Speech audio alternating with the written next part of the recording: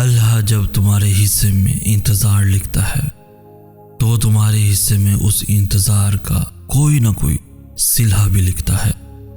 دیری اللہ کے انکار نہیں، قبولیت کا اشارہ ہے۔ دعاؤں میں بڑی مشقت لگتی ہے اور اللہ کی جانب سے تاخیر اسی مشقت کی آزمائش ہوتی ہے۔ اس لیے پھر اللہ ان چیزوں کے ہونے میں وقتی رکاوٹ ڈال دیتا ہے تاکہ تم ان کے شر سے بچ سکو۔ کچھ چیزوں کا اس وقت ملنا بہتر نہیں ہوتا جس وقت تم ان کی خواہش کر رہے ہوتے ہو، لیکن اس کا ہرگز یہ مطلب نہیں کہ وہ چیزیں اللہ پھر تمہیں کبھی واپس نہیں دیتا۔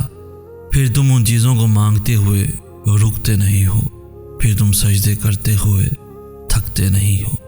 وہ جب قبولیت کا وقت بڑھا دیتا ہے تو وہ تمہارے صبر کرنے کی طاقت بھی بڑھا دیتا ہے۔ بس پھر صبر کا حق ادا ہو جاتا ہے اور دیری ہی معجزوں میں بدل دی جاتی ہے۔ پھر جس کے پورا ہونے کی امید تک نہیں ہوتی وہ کہانی بھی ایک کن سے مکمل ہو جاتی ہے۔ پھر وہ دعائیں بھی تمہارے روبرو لا کر کھڑی کر دی جاتی ہیں جنہیں تم نے کئی عرصے پہلے ناممکن سمجھ کر بھلا دیا ہوتا ہے۔ زندگی کی یہ ٹھوکر بہت لازم تھی تمہیں اللہ کے روبرو کھڑا کرنے کے لیے۔ تمہاری چاہت سے دوری بہت ضروری تھی تمہیں اللہ کے قریب لانے کے لیے۔ وہ بڑا رحیم ہے، اتنا رحیم کہ ایسی دیری تو لاتا ہی نہیں جس کے بعد تمہارے لیے قبولیت نہ ہو۔ اگر معجزے نہ ہوتے تو وہ کن کا سلسلہ بناتا ہی کیوں؟ مقدر نہ بدلتا تو وہ دعاؤں سے تمہیں ملواتا ہی کیوں؟ صبر سے تڑپتا ہوا منظر بس اللہ کے کن کہنے سے پہلے تک ہی ہوتا ہے۔ وہ عطا کرنے سے پہلے ایسی محرومیاں لاتا ہے جو تمہیں اس کے قریب رکھتی ہیں۔ پھر جب کہانی بے بسی کے مقام پہ آ کر کھڑی ہو جاتی ہے تب وہ تمہیں معجزوں کا راستہ دکھاتا ہے۔ پھر اختتام میں وہ تمہاری کھوئی ہوئی ہر چیز کو واپس اس کی جگہ پہ ہی رکھ دیتا ہے۔ وہ آزمائش اس لیے نہیں لاتا کیونکہ وہ تم سے مقابلہ کر کے تمہیں ہرانا چاہتا ہے، بلکہ وہ تو آزمائش اس لیے لاتا ہے تاکہ تم سمجھ سکو کہ یہاں مقابلہ تو بنتا ہی نہیں۔ اللہ تو ہمیں سب کچھ آسانی سے دے سکتا ہے، پھر وہ کیوں توڑتا ہے ہمیں؟ کیونکہ تم جب تک ٹوٹتے نہیں ہو تب تک اللہ سے جڑتے بھی نہیں ہو۔ وہ اپنے راستے تک لانے کے لیے دنیا کے راستوں سے تمہیں گزارتا ہے۔ راہیں جدا ہو جانے سے مقدر جدا نہیں ہوتے، اور جو اس بات کا یقین رکھتے ہیں اللہ ان کے لیے ایسے وسیلے بناتا ہے جو کسی کی بھی نظر سے گزرے نہیں ہوتے۔ حالات سمجھ سے باہر ہو جائیں تو معجزے بھی عقل سے باہر کے ہوتے ہیں۔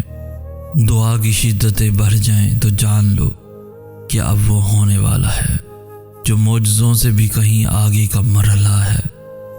پھر اللہ تمہیں ان ساری چاہتوں سے نواز کر لاجواب کر دیتا ہے جن کے ہونے کا تمہیں گمان تک نہ تھا۔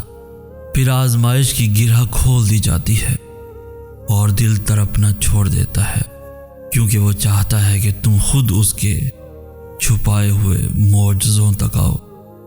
دراصل اللہ جن دعاؤں کو قبولیت کے لیے چن لیتا ہے ان کے پورا ہونے کی امید وہ کبھی ختم نہیں ہونے دیتا، اور پھر اپنی طاقتوں کے اثر سے تمہیں بتاتا ہے کہ وہ جن دعاؤں کو دل کا حصہ بنا سکتا ہے انہیں مقدر کا حصہ بھی بنا سکتا ہے۔ اور پھر جب تم ہار نہیں مانتے تب وہ آہستہ آہستہ تمہیں اپنے کون کی جانب کھینچ لیتا ہے کیونکہ وہ چاہتا ہے کہ تم خود اس کے چھپائے ہوئے معجزوں تک آؤ۔ دراصل اللہ جن دعاؤں کو قبولیت کے لیے چن لیتا ہے ان کے پورا ہونے کی امید وہ کبھی ختم نہیں ہونے دیتا۔ وہ دیری کے ذریعے تمہارے آخری صلے کا فیصلہ کرتا ہے۔ کبھی سوچا نہیں تم نے کہ وہ ایک ہی دعا کیوں تمہیں رات بھر ستاتی ہے؟ کبھی سوچا نہیں تم نے کہ وہ ایک ہی چاہ کیوں تمہیں سجدے پہ سجدہ کرواتی ہے؟ کیونکہ وہ چاہتا ہے کہ تم خود اس کے چھپائے ہوئے معجزوں تک آؤ۔ اللہ تمہاری دعاؤں کو انتظار سے آزماتا ہے، پھر اللہ ایسی تدبیریں کرتا ہے کہ نصیب کا پاسا پلٹ جاتا ہے۔ کہانی لکھنے والا جب کہانی بدلنے پہ آتا ہے تو وہ ایک ہی حکم دیتا ہے اور دونوں جہاں حیران رہ جاتے ہیں۔ اور پھر صبر والوں کے لیے اللہ ان طریقوں سے معجزے بھیجتا ہے جن سے دعائیں بھی بے خبر ہوتی ہیں۔ تہجد کے سجدوں میں رونے والوں کو اپنے نصیب پہ کبھی رونا نہیں پڑتا۔ اللہ تم سے تبھی راضی ہوتا ہے جب تم اس کی قدرتوں سے مایوس نہیں ہوتے، جب تم نافرمانی نہیں کرتے۔ اس لیے صبر کے بعد دعا مانگنا نہیں چھوڑتے، بلکہ دعا کے بعد صبر کرتے ہیں۔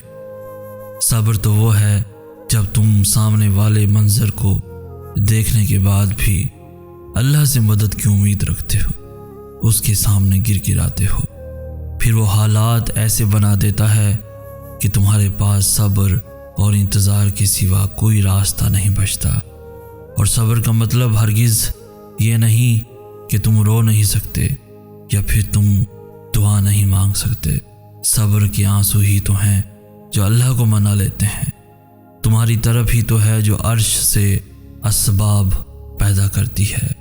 جانتے ہو صبر اتنا مشکل کیوں ہوتا ہے؟ کیونکہ اللہ نے صبر کے صلے میں کن کا معجزہ رکھا ہے۔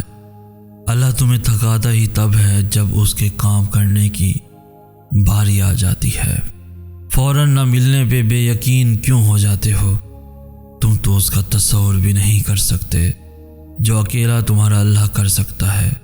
تمہاری ہمتوں کو بھلے زوال ہے لیکن اس کی قدرتوں کو نہیں۔ نصیب بدلنے کا وعدہ خود اللہ نے کیا ہے اور بے شک وہ اپنے وعدوں کا بڑا پاسدار ہے۔ اللہ کی اگر رضا نہ ہوتی تو کیوں دہراتی تمہاری زبان ایک ہی دعا بار بار؟ اللہ اپنی محبت تک لانے کے لیے تمہیں اس سے آزماتا ہے جس سے تم محبت کرتے ہو۔ وہ تو تم میں ہی رہتا ہے جسے رات بھر تم آسمانوں میں ڈھونڈتے ہو۔ آزمائش طویل اس لیے بھی ہے کیونکہ تم درد میں ہی اللہ سے ملتے ہو۔ اللہ کیسے نہیں دے گا تمہیں وہ جس کے لیے تم سجدوں میں آہیں بھرتے ہو۔ قبولیت آتی ہے جب تم دنیا کے پیدا کیے ہوئے وسوسے رد کر دیتے ہو۔ اللہ جانتا ہے وہ دکھ بھی جن کا ذکر تم خود سے بھی نہیں کرتے ہو۔ ٹوٹا ہوا دل جب التجائے کن کرتا ہے تب عرش سے مدد کے ذریعے بنتے ہیں۔ ڈر جب دعاؤں میں بدل جاتا ہے تب یقین کے معجزے ہوتے ہیں۔ توکل رکھو، جو دل بنا سکتا ہے وہ انہیں ملوا بھی سکتا ہے۔ مقدر تو کن کا کھیل ہوتے ہیں، اللہ کے ایک حکم پہ بدل جاتے ہیں۔ قبولیت کا وقت تو وہ تمہارے ساتھ وقت گزارنے کے لیے بڑھاتا ہے۔ اللہ راستے ضرور بدلتا ہے مگر منزل تمہاری پسندیدہ ہی رکھتا ہے۔ اللہ ادھورے نصیب نہیں لکھتا، وہ کہانیاں نامکمل رکھ کر صرف تمہیں آزماتا ہے۔ وہ اس لیے تمہارے منصوبے توڑتا ہے تاکہ تم اس سے جڑ سکو۔ اللہ تمہیں ناممکن کے ذریعے ہی دعا مانگنا سکھاتا ہے۔